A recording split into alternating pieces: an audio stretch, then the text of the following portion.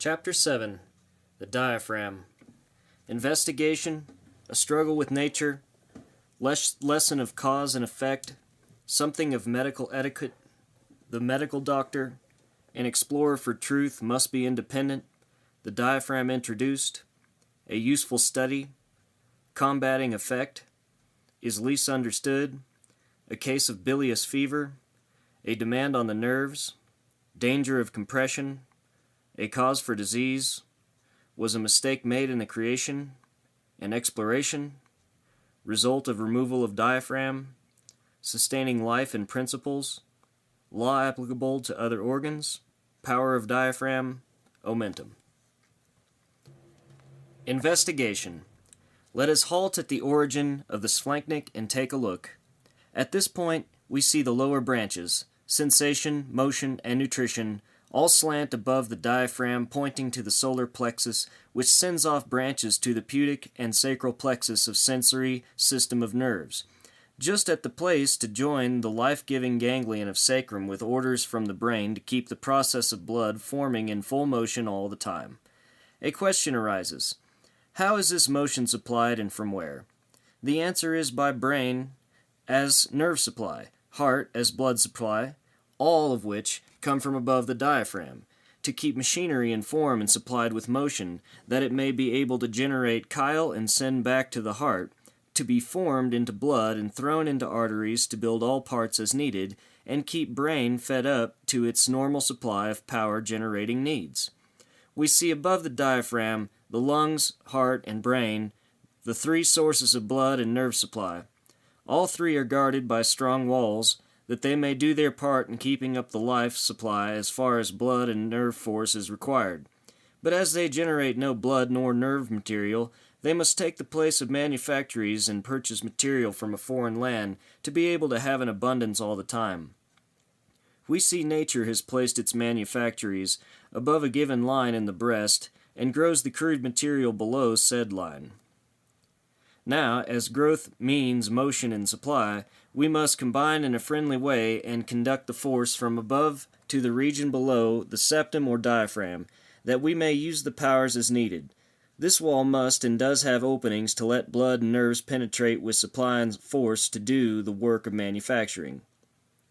A struggle with nature. After all this has been done and a twist, pressure or obstructing fold should appear from any cause, would we not have a cut-off of motion to return chyle, sensation to supply vitality, and venous motion to carry off arterial supply that has been driven from heart above? Have we not found the cause to stop all processes of life below the diaphragm? In short, are we not in a condition to soon be in a complete state of stagnation? As soon as the arteries have filled the venous system, which is without sensation, to return blood to the heart, then the heart can do nothing but wear out its energies trying to drive blood into a dead being below the diaphragm known as the venous system. It is death until sensation reaches the vein from the sacral and pudic plexus. Lesson of cause and effect. Previous to all discoveries that have been made, a demand for the usefulness of such discovery is felt and talked of for years, centuries, and cycles of time. Its discovery is an open question and free to all, because in this fact all are interested. That lack may be felt and spoken of by all agriculturists, and the inquiry directed to a better plow, a better sickle or mowing machine with which to reap standing grain.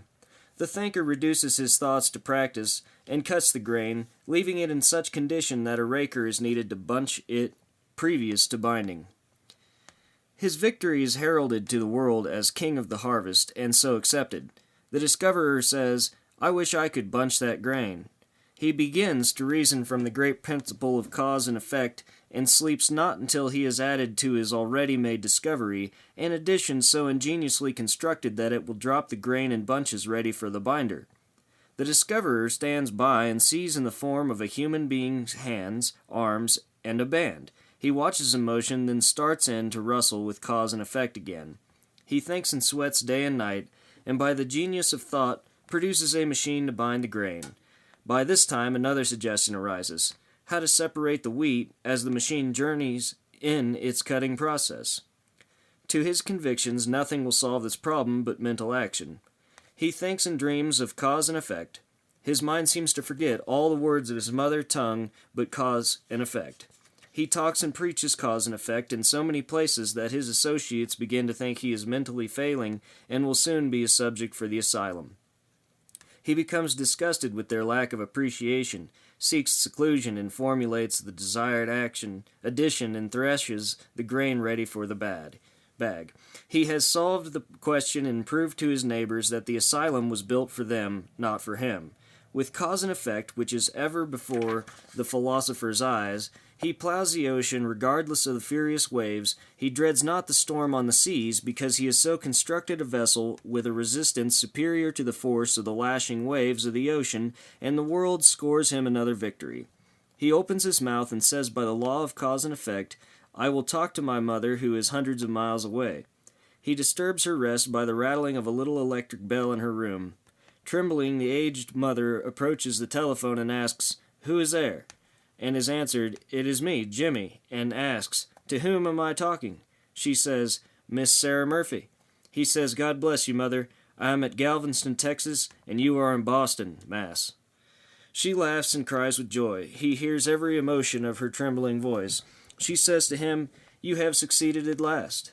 I have never doubted your final success, notwithstanding the neighbors have annoyed me almost to death, telling me you would land in the asylum, because no man could talk so as to be heard 1,000 miles away.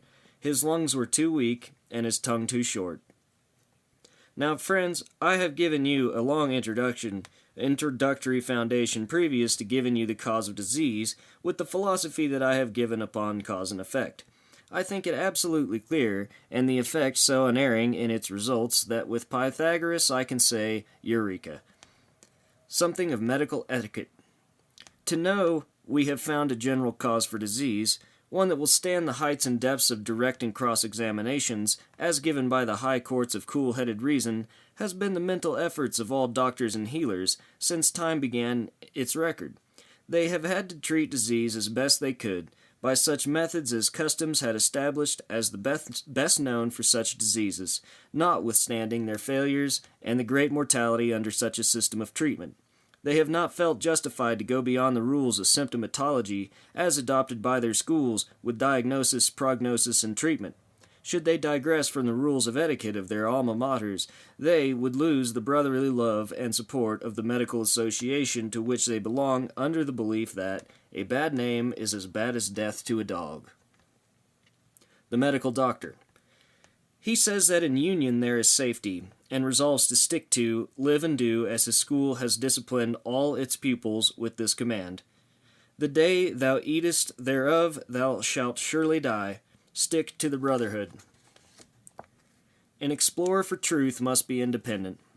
The explorer for truth must first declare his independence of all obligations or brotherhoods of any kind whatsoever.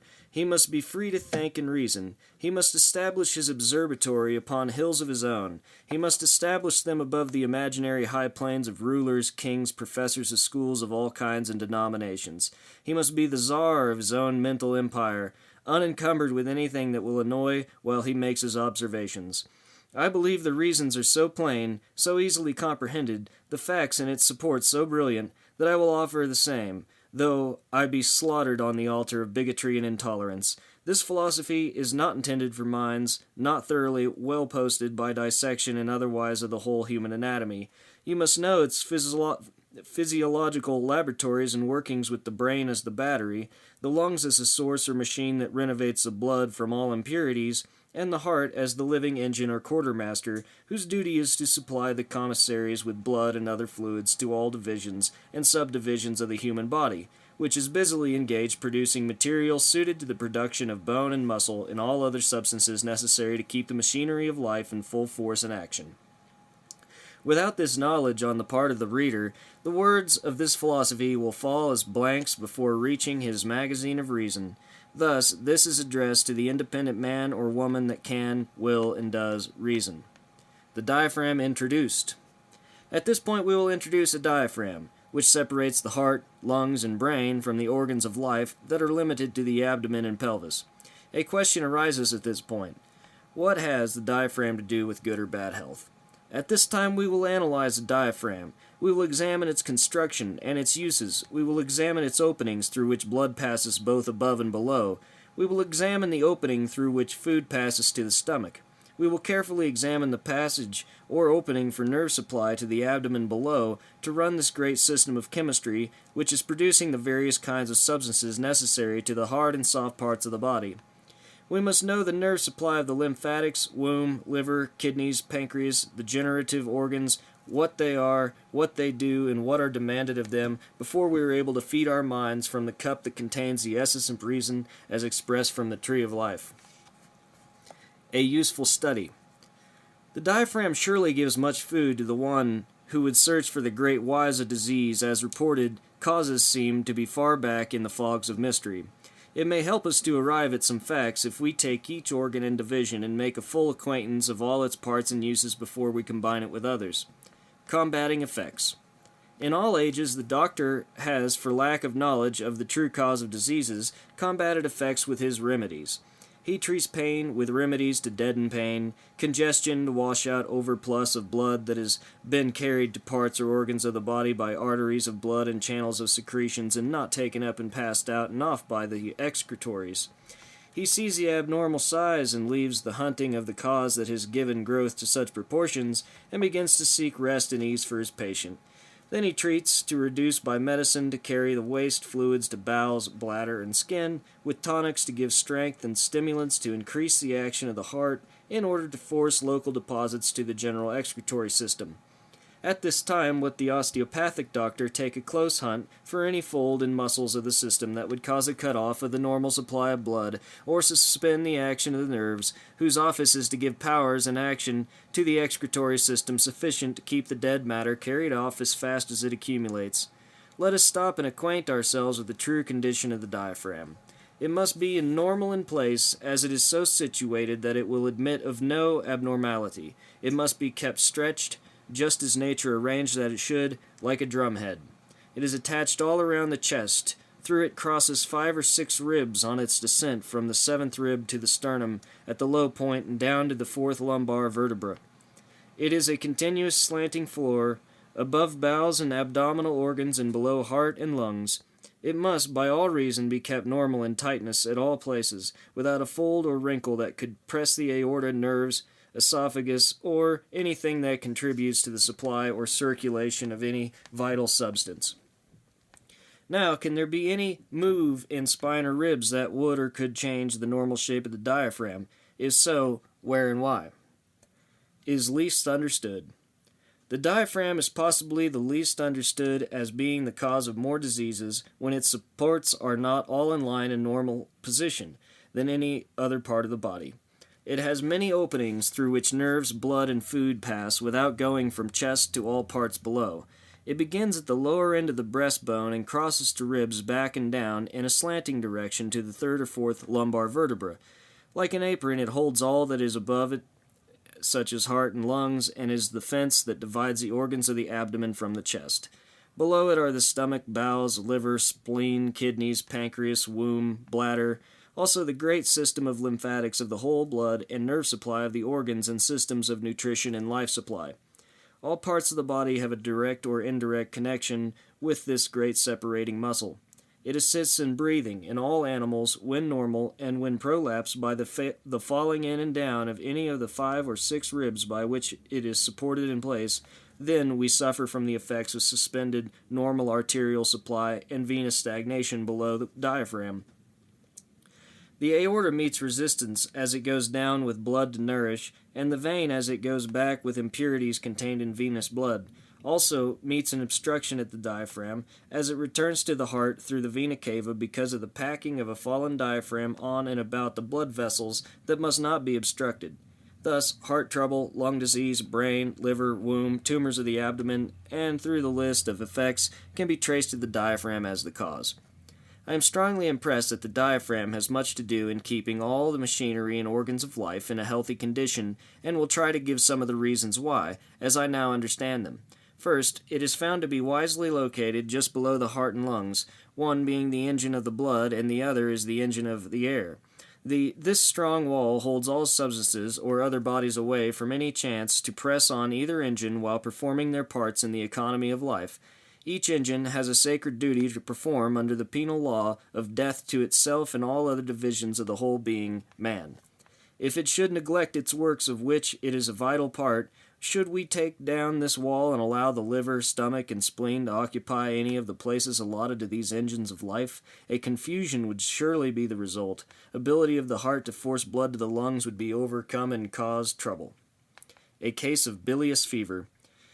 Suppose we take a few diseases and submit them to the crucial order of reason, ordeal of reason, and see if we do, or can find any one of the climatic fevers that appear to be its full list of symptoms and have no assistance from an irritated diaphragm. For example, take a cause of common bilious fever of North America. It generally begins with a tired and sore feeling of limbs and muscles, pain in spine, head, and lumbar region. At this point of our inquiry, we are left in an open sea of mystery and conjecture as to cause. One says malaria, and goes no further, gives a name and stops. If you ask for the cause of such torturous pain in heads and back with fever and vomiting, he will tell you that the very best authorities agree that the cause is malaria, with its peculiar diagnostic tendency to affect the brain, spine, and stomach, and administers quinine and leaves, thinking he has said and done all. Reason would lead seekers for cause of the pain above located to remember that all blood passes first as climb up to the heart and lungs directly through the diaphragm, conducted through the thoracic duct, first to the heart, thence to the lungs. At the same time, rivers of blood are pouring into the heart from all of the system, much of it very impure from diseased or stale blood. Much of the chyle is dead, and before it enters the great thoracic duct and goes to the lungs without enough pure blood to sustain life. Then disease appears. As a cutoff, the diaphragm, when dropped front and low, and across the aorta and vena cava, by a lowering of the ribs on both sides of the spine, it would be a complete pressure over celiac plexus with liver supply, renal, pelvic, to a complete abdominal stoppage. Then we have overdue blood for other parts to send off dead corpuscles by asphyxia, with no hope that it can sustain life and health of the parts for which it was designed. Thus, we know that nature would not be true to its own laws if it would do good work with bad material. A demand on the nerves. Why not reason on the broad scale of known fact, and give the why he or she has complete prostration when all systems are wholly cut off from a chance to move and execute such duties as nature has allotted them? Motor nerves must drive all substances to, and sensation must judge the supply and demand.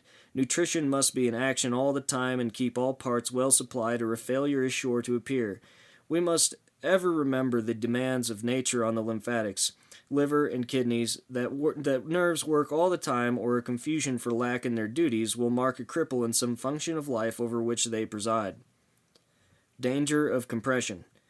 At this time we see by all systems of reason that no delay in passage of food or blood can be tolerated at the diaphragm, because any irritation is bound to cause muscular contraction and impede the natural flow of blood, first through abdominal aorta and even to a temporary, partial, or complete stoppage of arterial supply to the abdomen.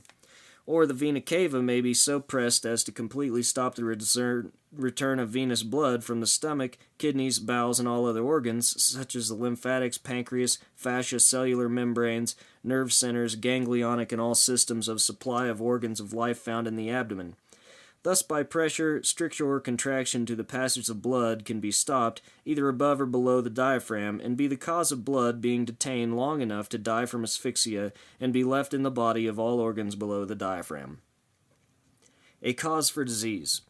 Thus you see a cause for Bright's disease of kidneys, disease of the womb, ovaries, jaundice, dysentery, leukorrhea, painful monthlies, spasms, dyspepsia, and on through the whole list of diseases now booked as causes unknown and treated by the rule of cut and try.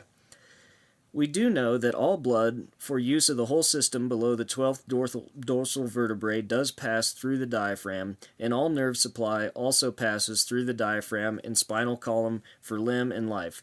This being a known fact, we have only to use reason to know that an unhealthy condition of the diaphragm is bound to be followed by many diseases. A list of questions arise at this point when the inquirers that must and can be answered every time by reason only.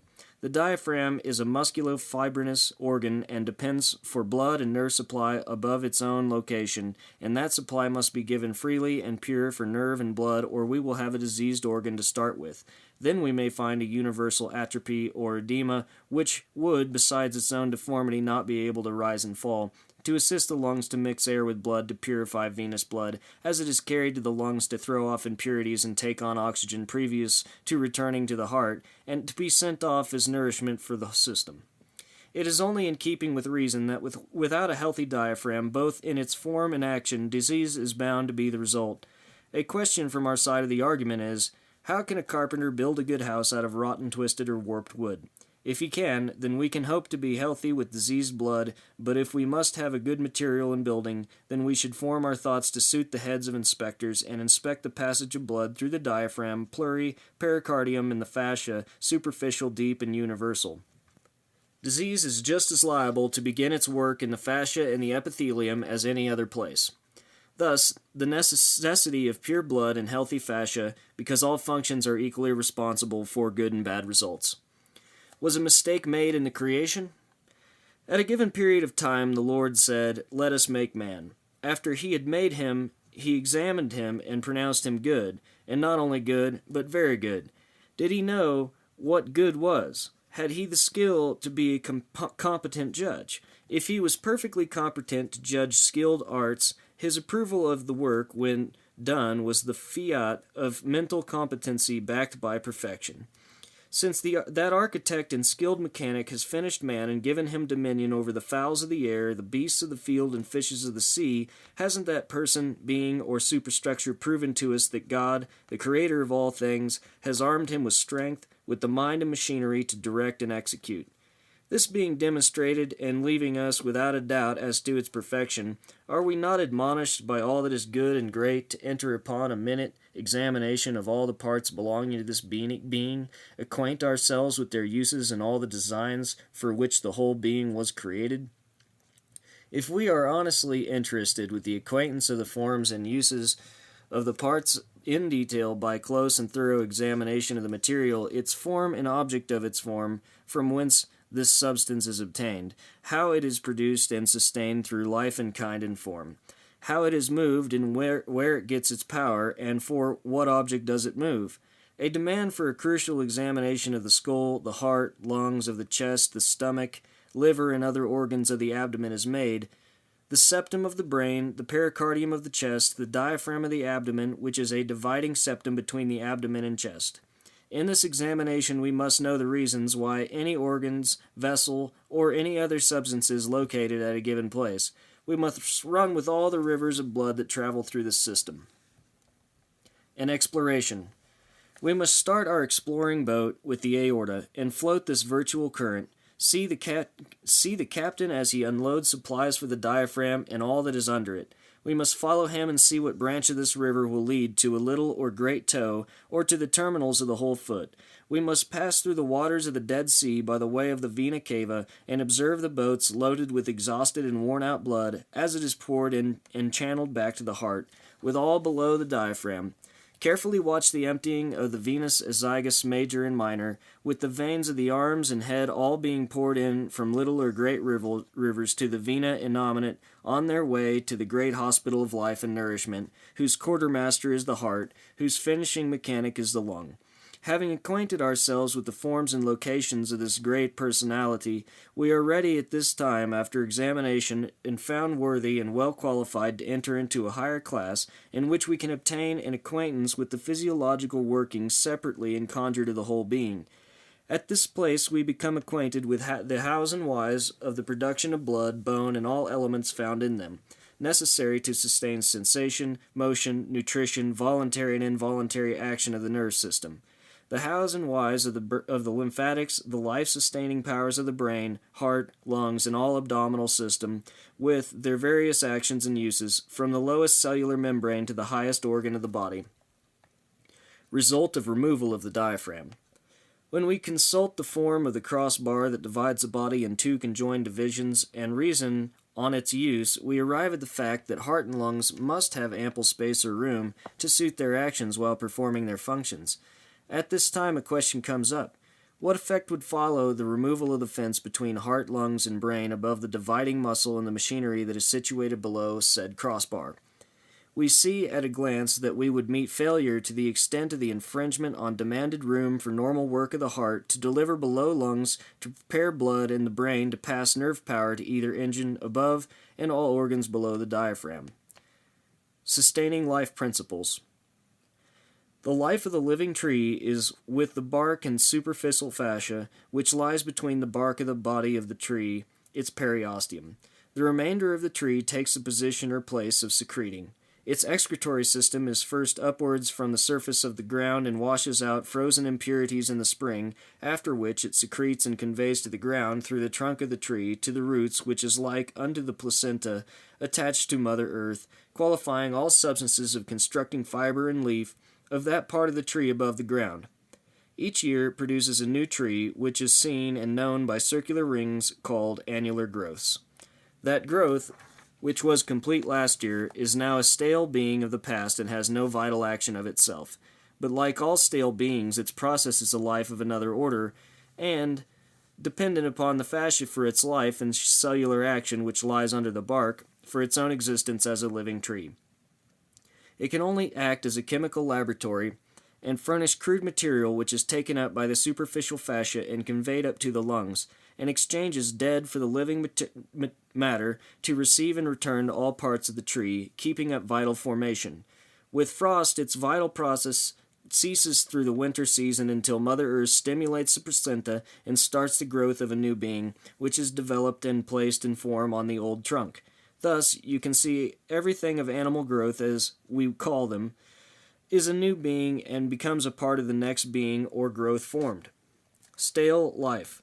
Should this form of vitality cease with the tree, another principle which we call stale life takes possession and constructs another tree which is just the reverse of the living tree, and builds a tree after its own power of formulation with the dead matter, to which it imparts a principle of stale life, which life produces mushrooms, frog stools, and other peculiar forms of stale beings from this form of growth.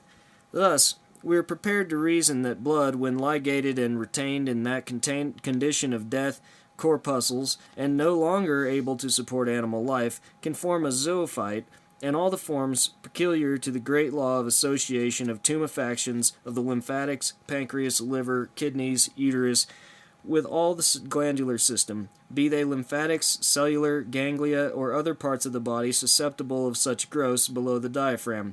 Thus, we can account for tubercles of the abdomen and all organs therein found. Law applicable to other organs. This same law is equally applicable to the heart, lungs, the brain, tissues, glands, fascia, and all substances capable of receiving without the ability to excrete stale substances. As edema marks the first tardiness of fluids, we have the beginning step which will lead from miliary tuberculosis to the largest known forms of tubercles, which is the effect of the active principles of stale life or the life of dead matter. Power of diaphragm. At this point, we will draw the attention of the reader to the fact that the diaphragm can contract and suspend the passages of blood and produce all the stagnant changes from start to completed deadly tubercle. Also, the cancer, the wen, glandular thickening of the neck, face, scalp, fascia, and all substances found above the diaphragm. In this stale life we have a compass that will lead us as explorers from the North Star to the South Pole, the rising sun of reason, and the evening dews of eternity. This diaphragm says, "By me you live, and by me you die.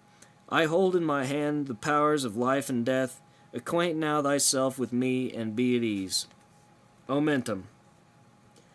The truth of the presentation of facts should be the principal object of every person who takes his pen with a view to give the reasons why certain witnesses' testimony are indispensable to establish supposable or known truths. This being the case, I have summoned before this court of inquiry an important witness. He has now taken the oath to tell the truth, the whole truth and nothing but the truth, of the case before this court. His name is the great Omentum.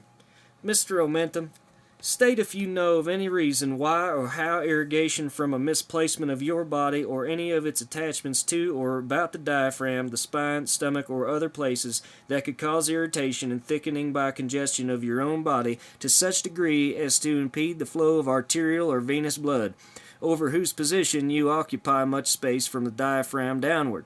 State what effect of falling down of the 11th and 12th ribs on both sides of the spine with their cartilaginous points turned inward and down, if they should draw the diaphragm down and across your body. What would be the effects on circulation of the blood and other fluids of the kidneys and other organs of the abdomen and pelvis? Would it not be the foundation for the destructive congestion and abnormal growth? State if you know if any such ligation would cause swelling by retention of the blood in the spleen, liver, kidneys, and other organs of the abdomen and pelvis. Would it be reasonable to suppose that you could perform your functions in office with any irritating condition caused by prolapses of the diaphragm? Would not an irritation of your attachment to the diaphragm, spine, or stomach be great enough to impede the blood on its passage through the aorta to the abdomen, or impede the flow of blood back and through the diaphragm? If so, state how and why.